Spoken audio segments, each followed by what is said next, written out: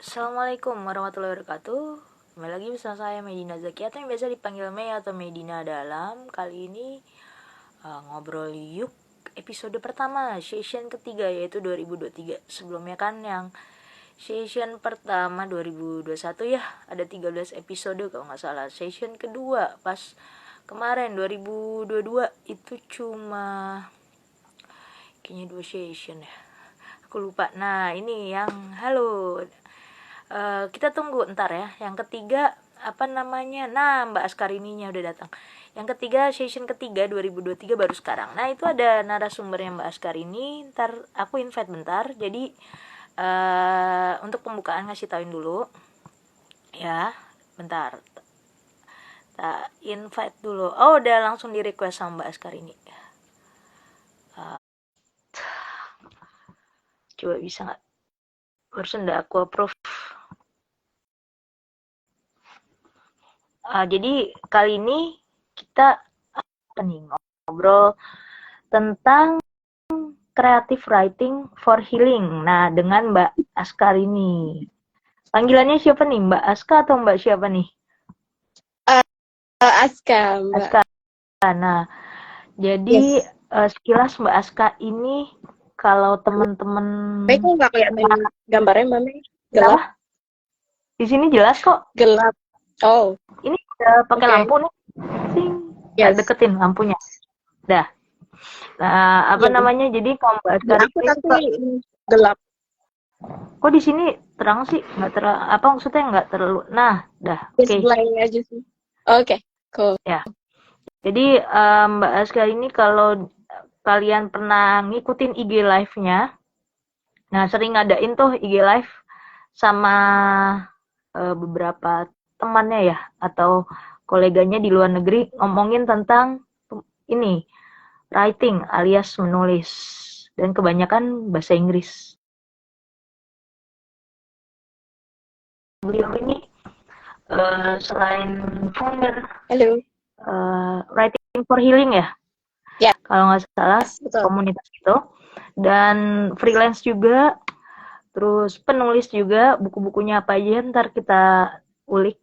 Terus aktif di komunitasnya juga, nge-mentorin ya kalau nggak salah ya, nge-mentorin buat workshop nulis gitu kan, Yes, dan betul. bekerja menjadi karyawati di salah satu BUMN kalau nggak salah.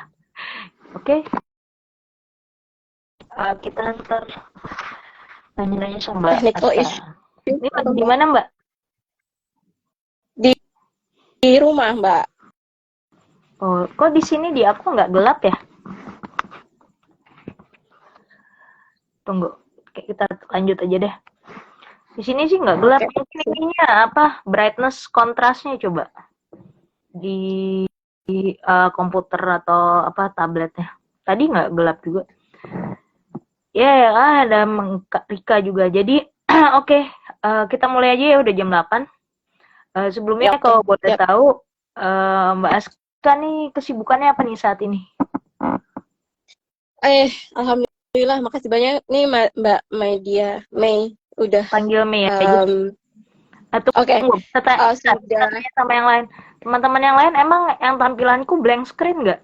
Kalau di sini di aku nggak blank screen sih. Apa namanya tampilan? Tolong dong di typing. Karena di tempatnya Mbak Aska ini blank screen masih Mbak. Ya, untuk bagian yang Mbak Mei blank. Coba itu ada Krista pada Kak Aska ya. Coba udah out ya. Kok di sini nggak ya? Di sini oke-oke aja sih. Aku screenshot ya bentar ya. Ya, oke, siap. Biar tak Itu di DM. aku. Tunggu. Ya, silakan sambil apa tadi? Mungkin cuap-cuap dikit memperkenalkan diri sambil tak. Oke, ya teman-teman sekalian, terima kasih sudah join. Mungkin perkenalan sedikit. Nama saya Askarini, biasa dipanggil Aska. Saat ini kegiatan mungkin selain bekerja di salah satu BUMN di Jakarta Utara, saya juga merupakan penulis, penyair, dan juga freelancer di beberapa komunitas menulis di luar negeri. Kalau ditanya tentang aktivitas hari ini yang sedang dilaksanakan, mungkin aku lebih banyak kayak promosiin buku-buku antologi yang aku tulis bersama dengan beberapa penulis dari Nusantara. Jadi seperti proyek menulis buku antologi. Nah, untuk beberapa sekitar setahun setengah ini aku fokus ke menulis buku cerpen anak.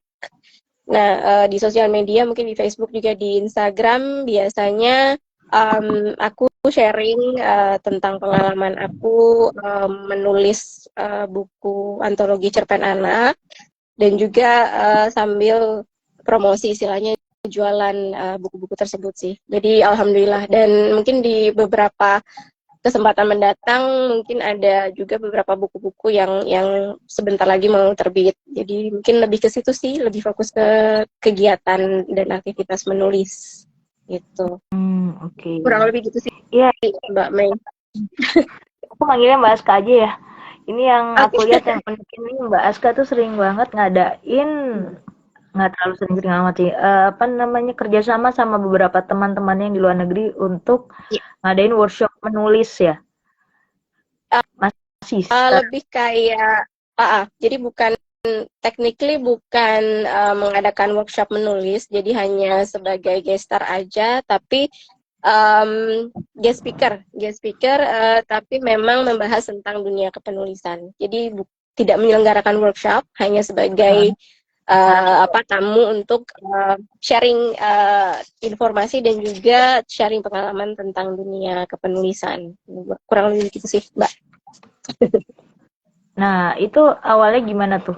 Tiba-tiba bisa seperti sekarang sering jadi narasumber atau sharing-sharing di berbagai komunitas atau apa namanya, asosiasi atau orang-orang yang concern dengan tulisan dunia tulis menulis di Ya. tataran global. Tataran global.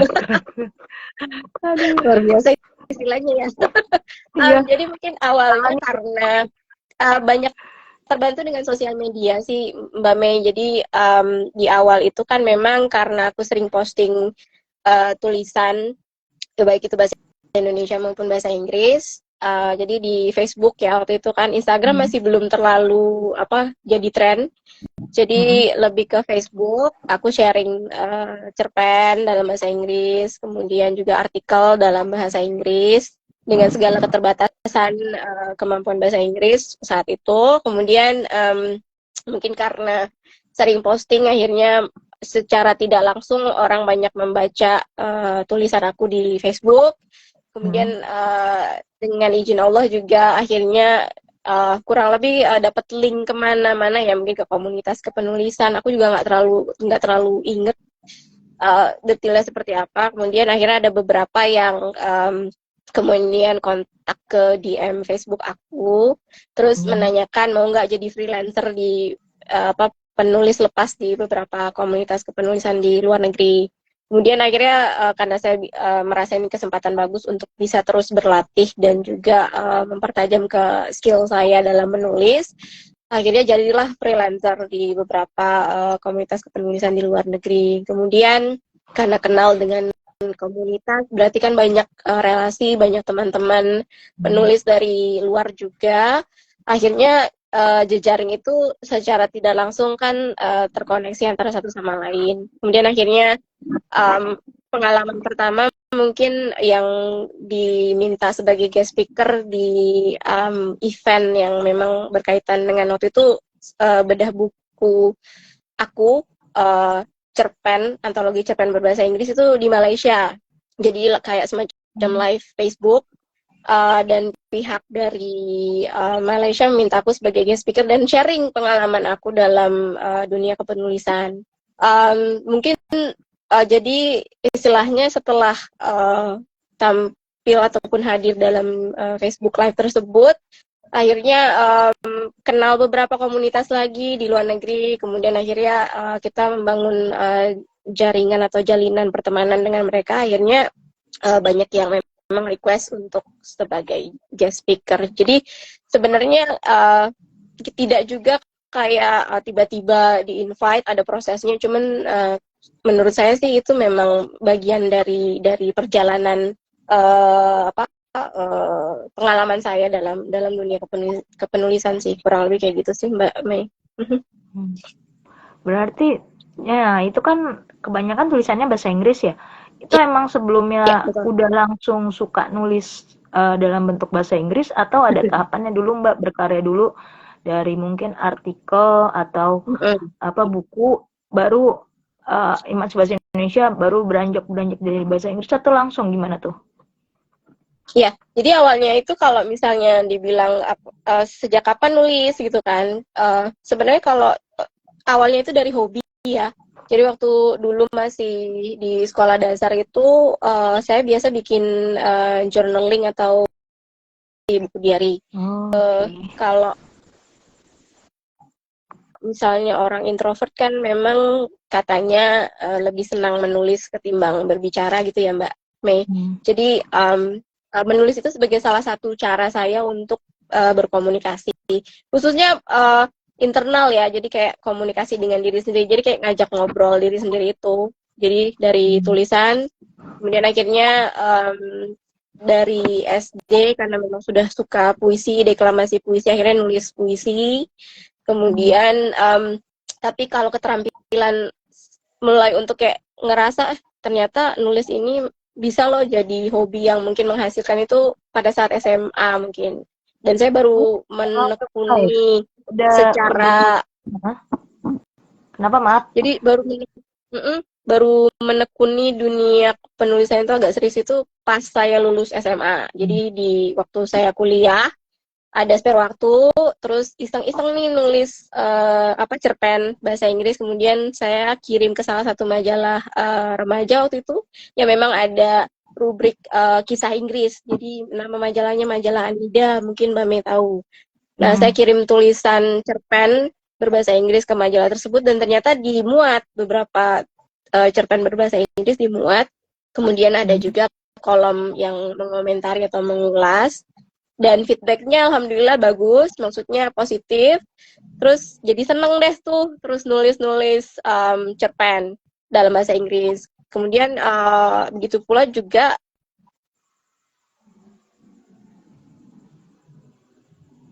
Kenapa tuh? um, menulis Oh, udah. puisi, menulis puisi dalam bahasa Inggris. Akhirnya posting di Facebook, kemudian banyak teman-teman yang mungkin dari luar melihat karya saya, kemudian akhirnya ada invitation juga untuk nulis puisi di proyek buku antologi mereka. Kurang lebih Hmm. seperti itu sih. Jadi prosesnya sebenarnya dari kecil sudah suka dengan Hmm. menulis, kemudian karena mengenal bahasa Inggris, akhirnya mencoba untuk lebih kreatif, menulis cerpen dalam bahasa Inggris dan puisi dalam bahasa Inggris. Jadi mungkin itu sih cikal bakal kenapa saya suka menulis dalam bahasa Inggris. Kurang lebih gitu, Mbak. Oh, berarti eh emang dari sebelumnya lebih itu jadi apa namanya belajar sendiri ya bahasa Inggris atau karena emang dari dulu suka bahasa Inggris gitu habis nggak tahu ya Iya. bagi saya tuh susah sih kalau misalnya bikin mungkin karena saya yang bahasa Inggrisnya kurang apa namanya nulis dalam bentuk cerpen atau puisi dalam bahasa Inggris tuh nggak tahu ya. Bagi saya sih susah itu gimana tuh ceritanya bisa kayak gitu latihannya gimana tuh. Jadi kursus bahasa Inggris itu mungkin baru pas SMA ya, tapi nggak Hmm. lama ikut kursus bahasa Inggris. Tapi karena memang suka ya, karena memang suka Mbak. Jadi saya pikir kendalanya sebenarnya banyak ya. Jadi keterbatasan vocab, kemudian grammar. Sampai sekarang juga saya masih struggling di grammar gitu kan. Vocabs juga mungkin ada kalau kita nggak senang baca, nggak rajin baca atau misalnya nonton film itu mungkin ada keterbatasan di kosakata dan juga Iya. grammar. Um, tapi saya pikir itu lumrah ya karena memang itu bukan bahasa ibu kita ya, jadi bukan first language tapi second language. Tapi karena memang kayaknya seru sih mengekspresikan puisi dalam bahasa Inggris kemudian menulis cerpen dalam bahasa Inggris. Itu juga karena alasannya karena saya suka nonton film di TV. Kan dulu banyak tuh um, series dalam bahasa Inggris, kemudian ada subtitle seperti itu. Jadi kayak learning by doing, bukan Oh, karena memang jadi formally aku kayak kursus khusus bahasa Inggris untuk jadi penulis itu enggak. Jadi karena hobi, jadi kayak mengalir aja untuk membuat cerpen dalam bahasa Inggris ataupun puisi dalam bahasa Inggris. Tapi memang prosesnya itu tidak dalam artian begini. Saya tidak menulis dalam bahasa Indonesia kemudian ditranslate ke bahasa Inggris, tidak seperti itu. Jadi enggak. memang pada saat menulis puisi dalam bahasa Inggris ataupun cerpen itu memang langsung ditulis dalam bahasa Inggris. Jadi tidak ada Oh, proses apa namanya translate. mentranslate dulu dari Oh, gitu. teks Indonesia ke bahasa Inggris misalnya kayak gitu. Karena dulu juga tidak ada Google ya. Jadi kan kalau sekarang mungkin bisa ditranslate ke dalam Google Translate seperti itu. Tapi purely karena memang saya menulis langsung dalam bahasa Inggrisnya, baik itu puisi maupun cerpen.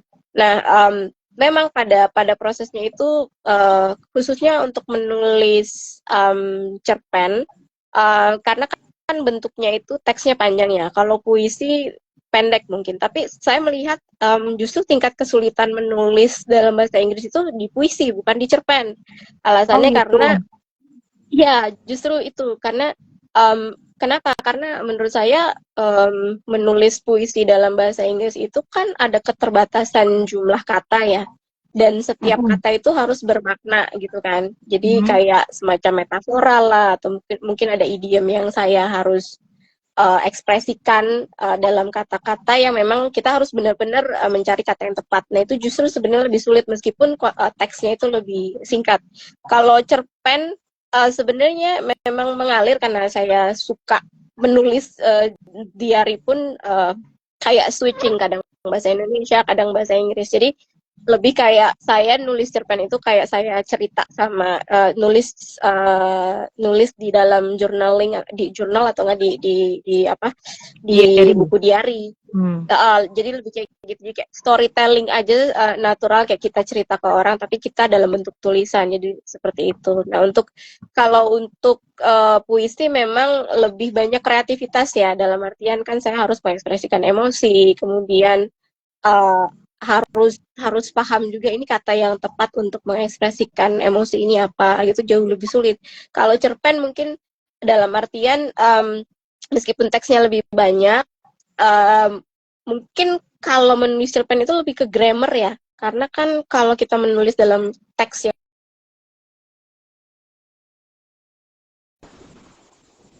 Itu freeze banyak. nggak ngelihat Nggak tahu. penulisan dalam ceritanya itu. Jadi lebih ke situ sih kalau ke cerpen lebih ke grammar yang harus saya perhatikan. Kalau di cerpen, kalau di puisi mungkin lebih kayak kata yang memang tepat, kata dalam bahasa Inggris yang memang tepat untuk mengekspresikan satu emosi. Justru lebih sulit gitu, Mbak. Itu nyari inspirasinya gimana tuh, Mbak? Aku mau nyimpulin dikit dulu. Berarti Oke. bisa apa namanya bisa terlatih nulis dalam bahasa Inggris tuh karena awalnya sering nonton film itu ya. Iya, betul.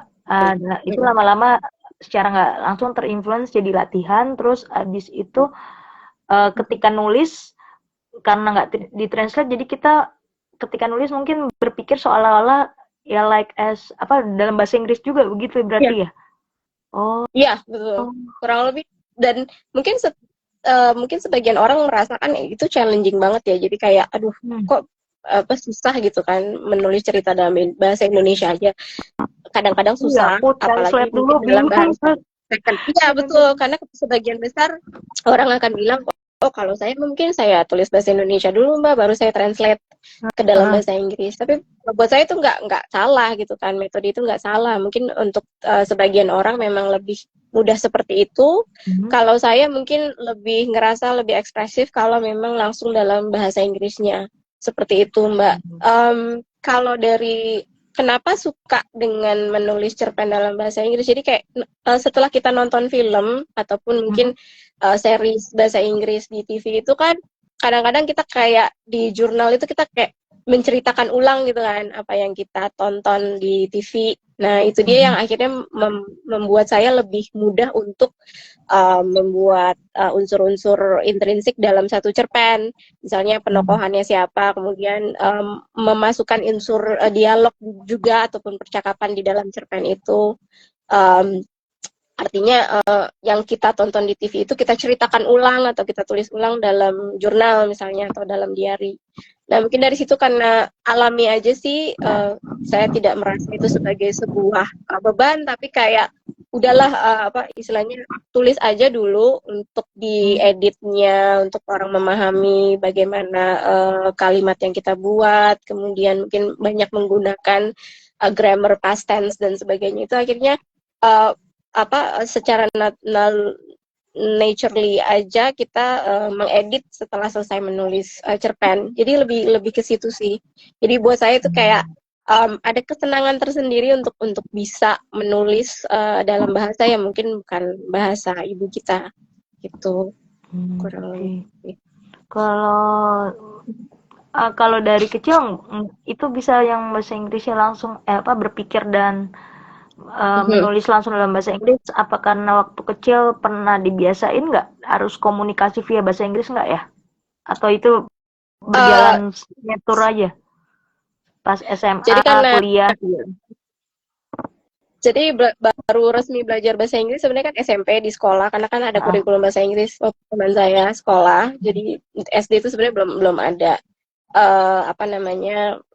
kelas bahasa Inggris ya, mata pelajaran bahasa Inggris itu belum ada. Tapi karena di zaman saya SD dulu mungkin Mbak Mei juga tahu di TV itu di RCTI kalau nggak salah saya nyebut ini nih nyebut merek itu ada Sesame Street.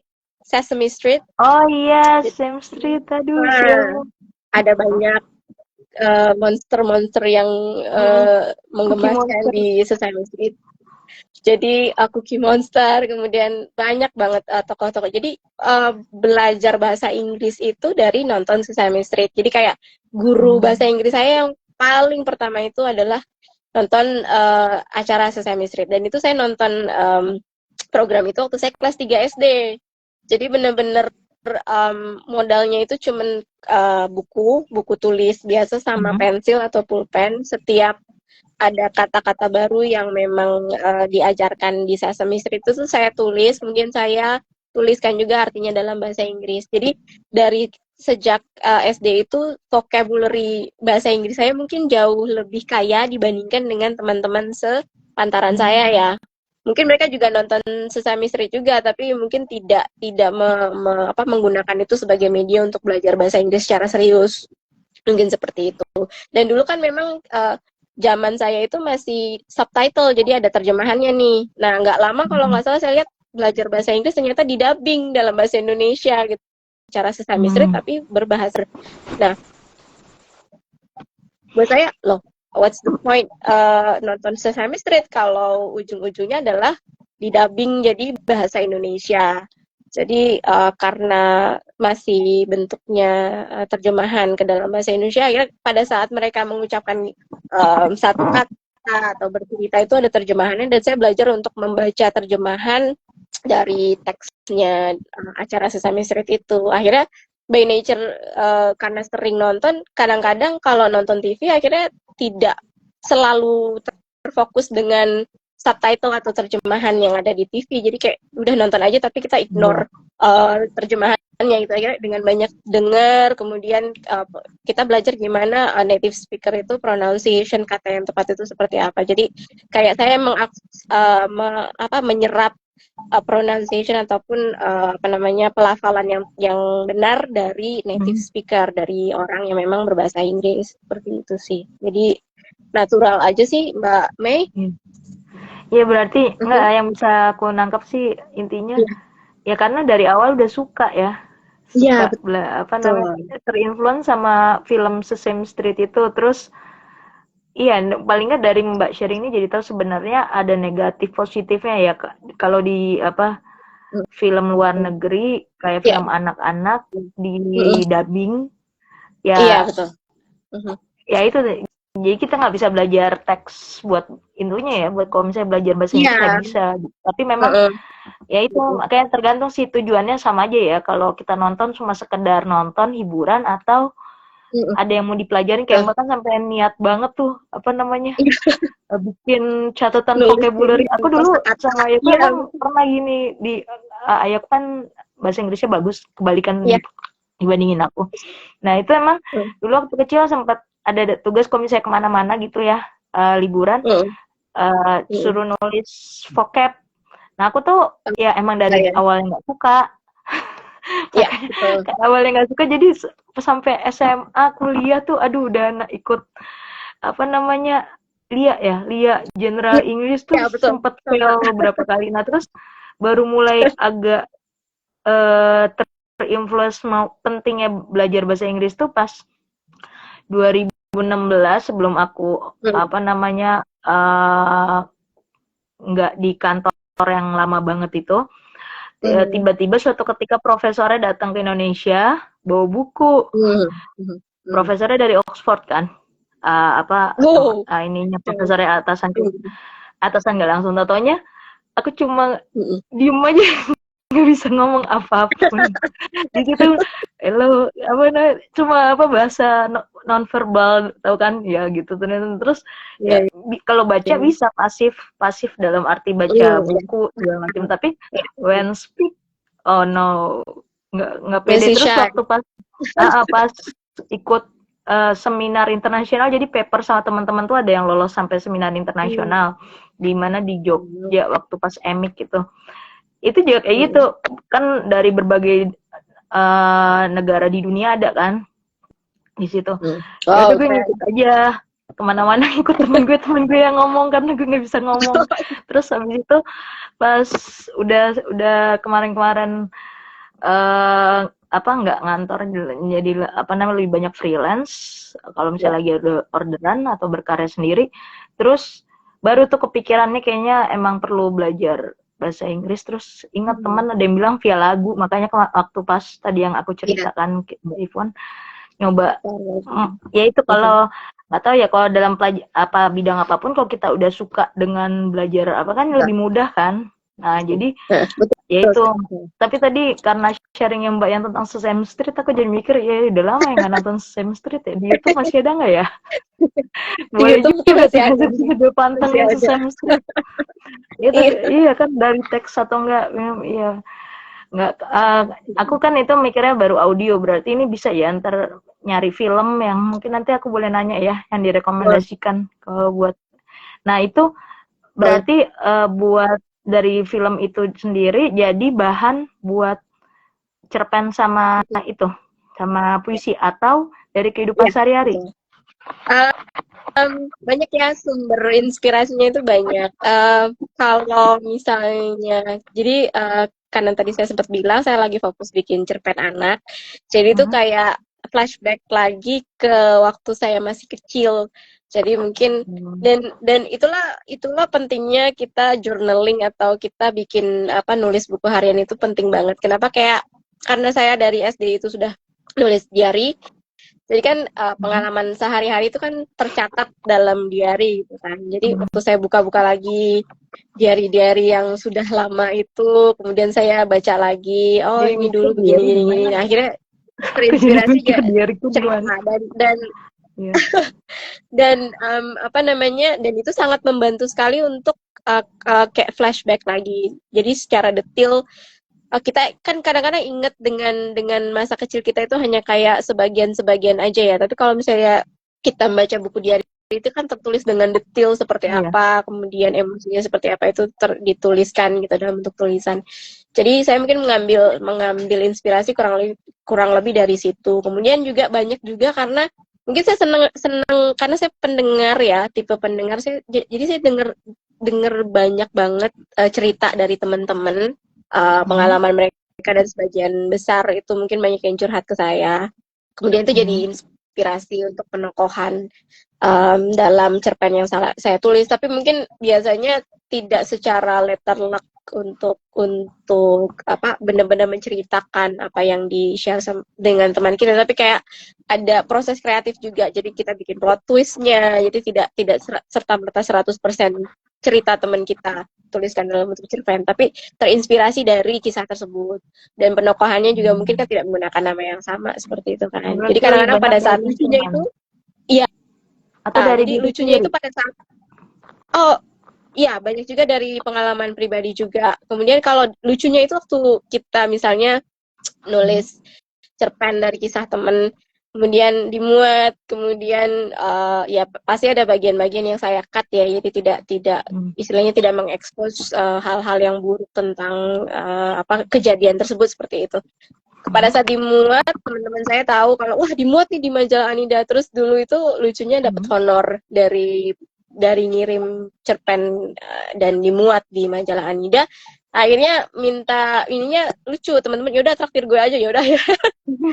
Jadi kayak saya apa membayar teman-teman saya karena udah jadi inspirasi cerpen, dan mereka ikut bangga juga kan, oh itu sebenarnya cerita gue gitu kan, dan masuk jadi cerpen ditulis dalam bahasa Oh iya, Inggris. pas Jadi ngeliat kurang lebih tokonya tuh mirip senangnya gitu sih. mirip cerita gue Iya, deh. terus kadang-kadang teman bilang apa mau inspirasi apa lagi nih, gue mau curhat lagi sama lo gitu kan.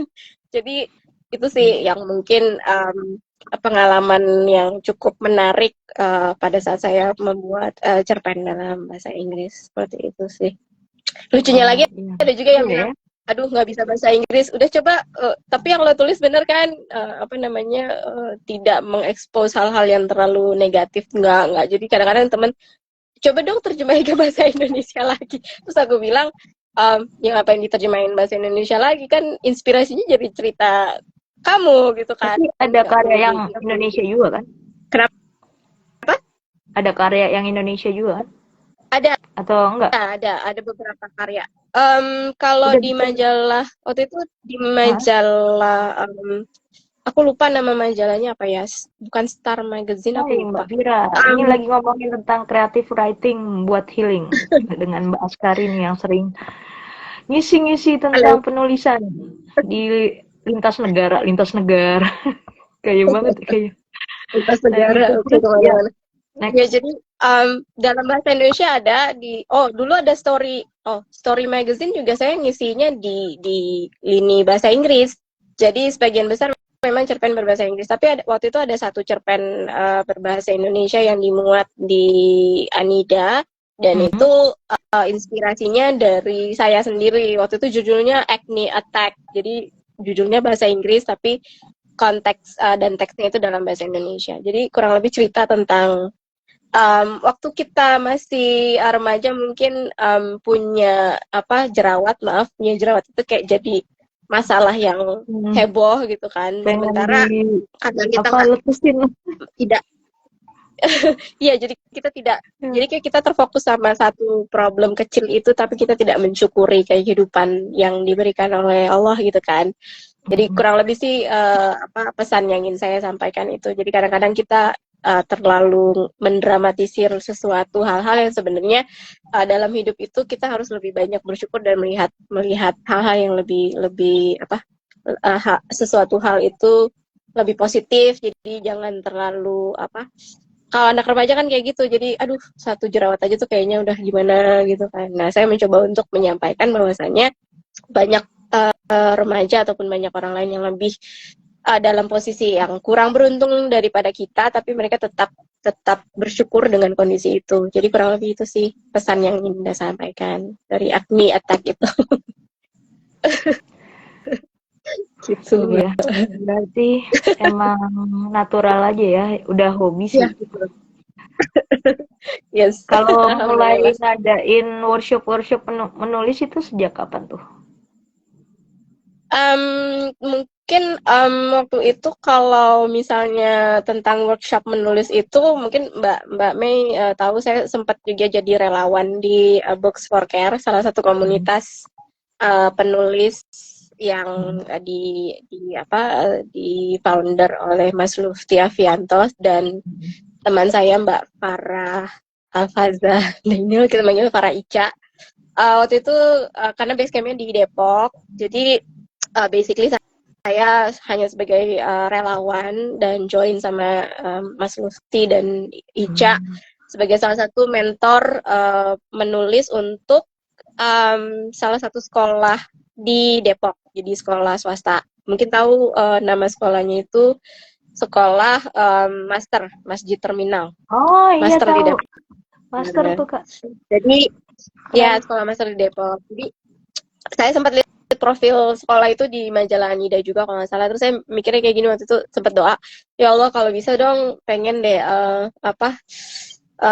jadi relawan deh ngajar di situ kan. Karena saya juga dulu punya cita-cita jadi guru gitu kan, pengen ngajar di situ. Nah, skill yang saya punya waktu itu kan mungkin ya udah nulis gitu kan, dan diajak gabung sama dua founder itu. Terus oke, akhirnya join. Nah, workshop menulisnya itu mungkin nggak terlalu lama waktu itu ya, karena memang mereka kan akhirnya fokus ke ujian akhir dan segala macam. Jadi untuk aktivitas ekstrakurikulernya itu akhirnya dibatasi. Tapi saya sempat ngasih beberapa tips-tips nulis, motivasi untuk menulis, kemudian ada juga materi tentang teknik dasar kepenulisan, menulis cerpen dalam bahasa Indonesia.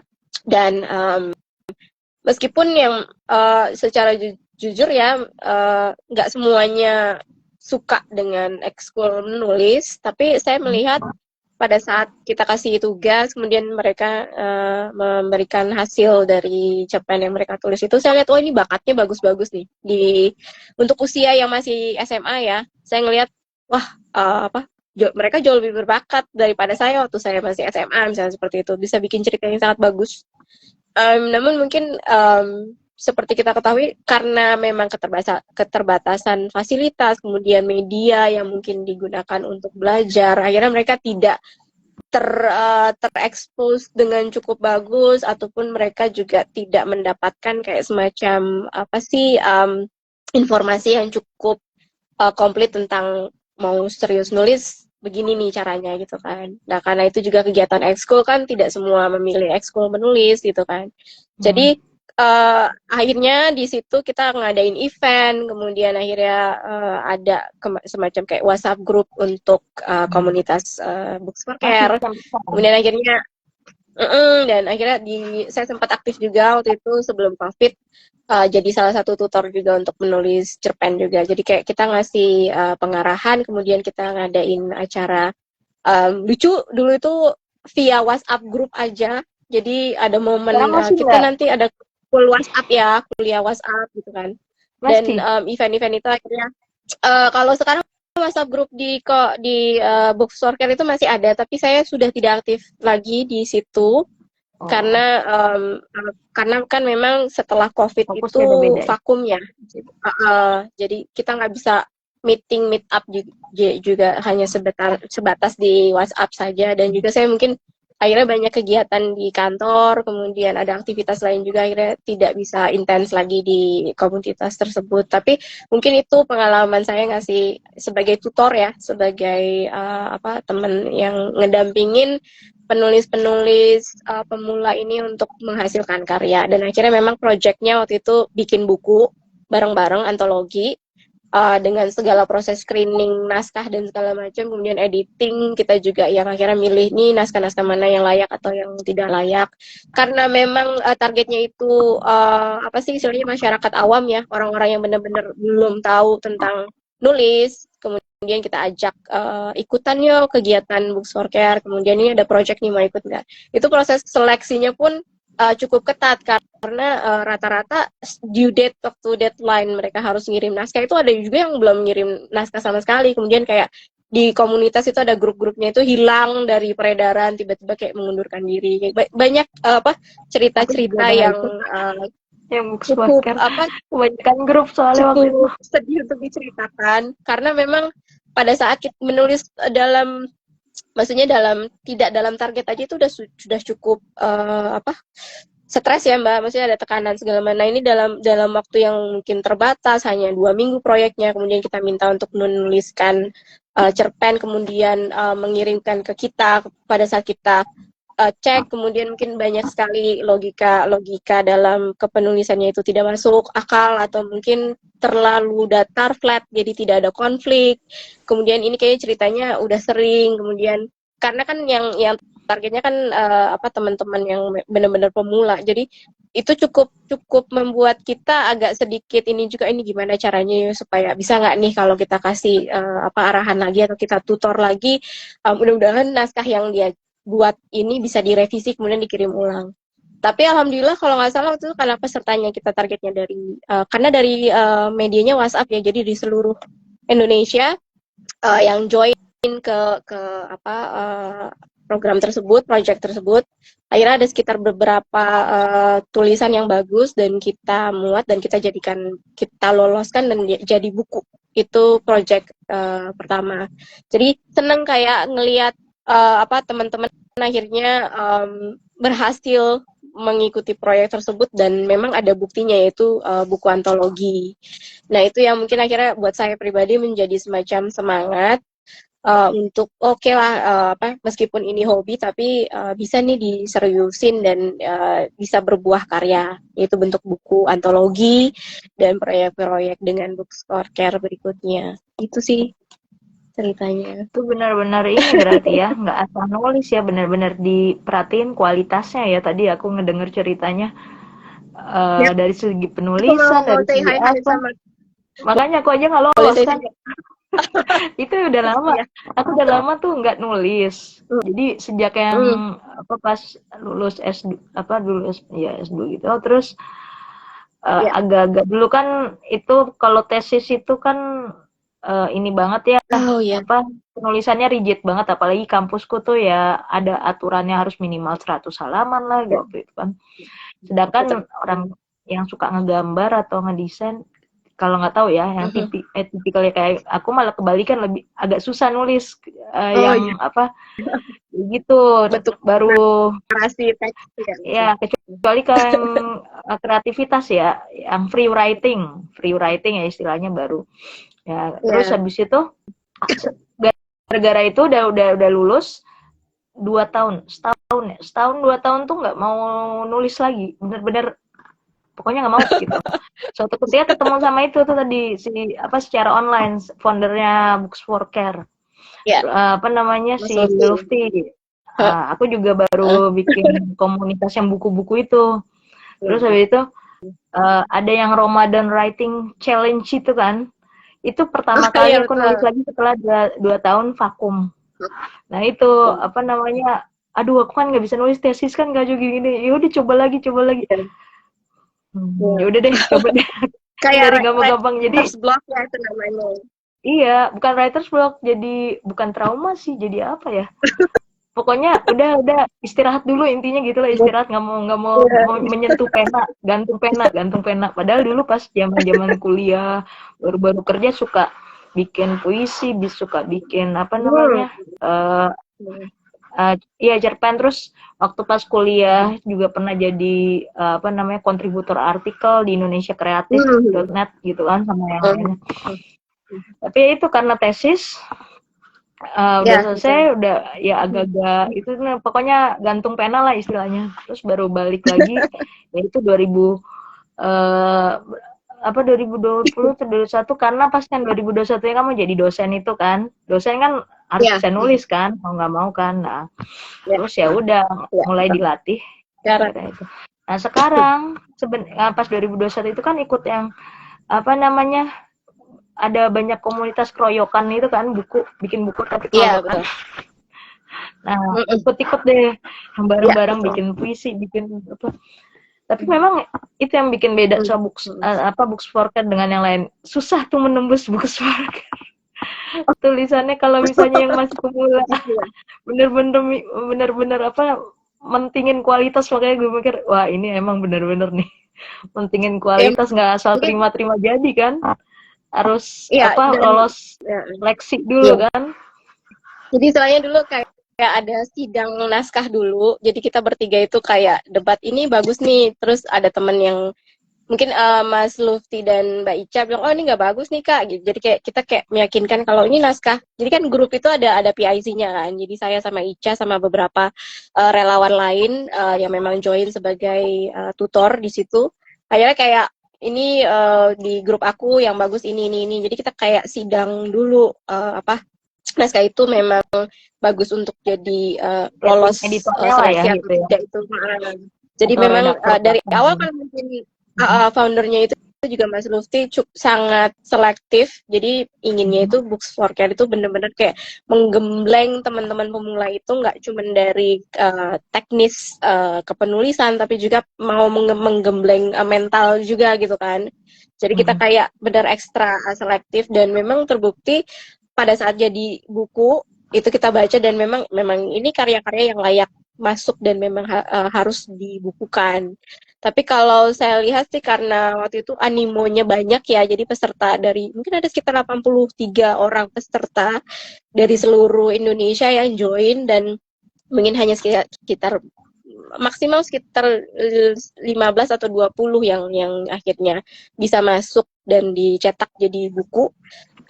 Itu yang memang cukup bagus gitu kan, untuk level yang masih pemula, yang memang baru pertama kali mendapatkan teknik kepenulisan dari projectnya Books for Care itu sendiri gitu kan.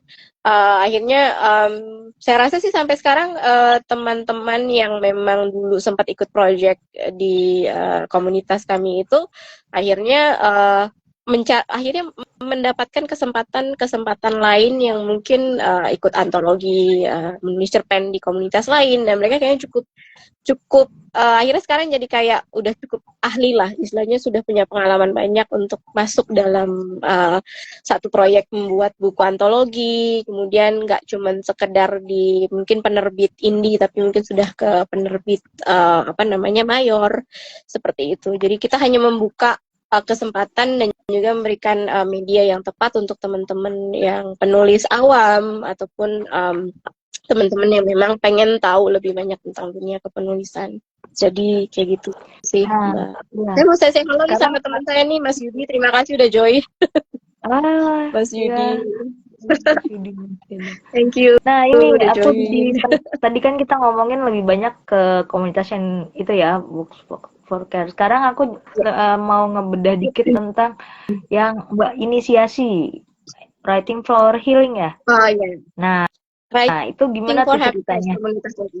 For Ya, happiness, for jadi healing, sorry. Writing for happiness itu gimana konsepnya? ya. Writing for Happiness itu jujur saya inisiasi pada tahun sekitar 2020, jadi sekitar 3 tahun yang lalu. Jadi pas eranya COVID ya. Jadi kan karena tadinya kita sebelum COVID bisa hampir setiap minggu mungkin ikut komunitas kepenulisan, ketemu sama teman-teman. Tapi pas ke COVID kalau nggak salah saya cukup strict sih waktu itu. Jadi kayak 1,5 tahun itu off untuk ketemu offline dengan teman-teman. Jadi mungkin hanya WhatsApp saja.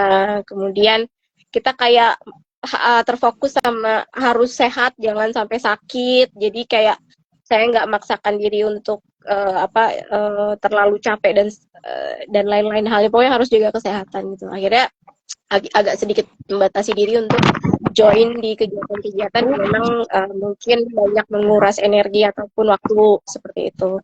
Nah, namanya itu Writing for Happiness. Jadi karena ini kayak semacam bentuk perpanjangan ide saya.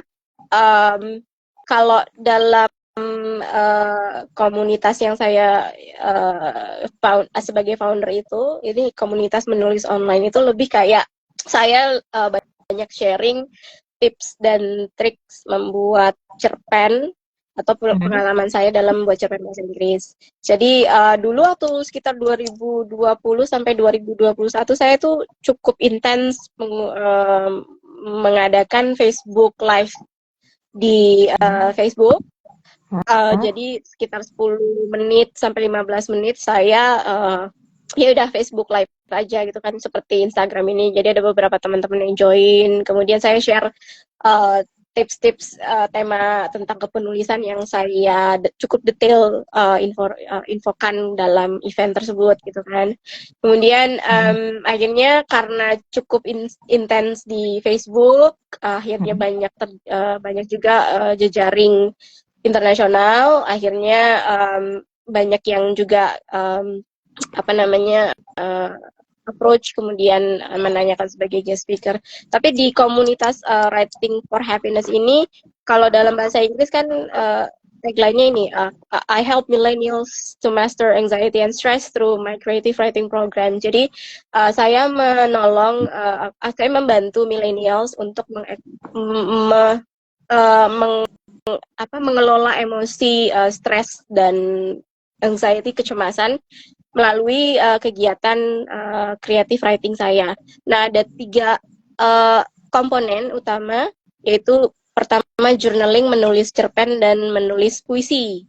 Jadi mungkin karena dulu saya menulis pertama sebagai hobi, kemudian kedua sebagai bentuk komunikasi internal dengan saya sendiri. Jadi saya melihat ada manfaat healing dalam menulis journaling. Akhirnya pada saat saya banyak sharing tentang hal-hal yang bermanfaat ataupun hal-hal yang terkait dengan writing for healing dan segala macam, waktu itu sempat di approach satu kita sebut kliennya dari India, sister, she's Muslim, kemudian Muslimah, kemudian dia menanyakan tentang program tersebut. Akhirnya saya infokan, ada nih teknik journaling yang memang mungkin bisa digunakan oleh klien itu untuk mengubah persepsi tentang hidup, jadi lebih positif. Dan saat itu memang beliau ini sempat mengalami dilema, artinya dia ingin meneruskan sekolah S2-nya di India, ingin mengambil gelar master untuk bisa bekerja sebagai profesor ataupun dosen di universitas, karena dia punya mimpi menjadi dosen. Kemudian agak sedikit terhambat menggapai cita-cita karena harus menjadi ibu rumah tangga dan harus melayani suami dan mengurus anak-anak. Kemudian akhirnya saya bikin journaling, gimana kalau misalnya kita set back lagi nih, kita set ulang lagi nih mindsetnya, apakah pertama mungkin coba